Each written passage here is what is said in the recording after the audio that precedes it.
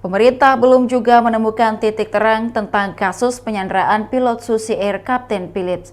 Sudah 6 bulan Kapten Philips disandra KKB Papua, namun belum ada langkah strategis yang dilakukan pemerintah. Benarkah pemerintah abai dan terkesan tidak peduli? Hal ini dikomentari Wakil Ketua Perkumpulan Lembaga Studi dan Advokat Masyarakat atau LSAM Amiruddin Al-Rahab. Amiruddin mendorong pemerintah untuk segera melakukan langkah-langkah strategis. Pasalnya, menurut dia, jika aksi penyanderaan tersebut tak segera teratasi, maka masyarakat bisa menilai bahwa pemerintah abai.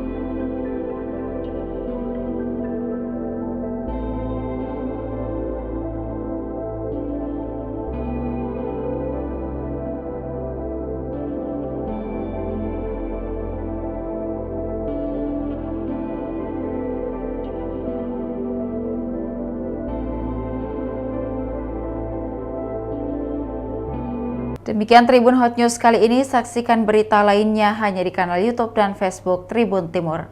Terima kasih sudah nonton, jangan lupa like, subscribe, dan share ya!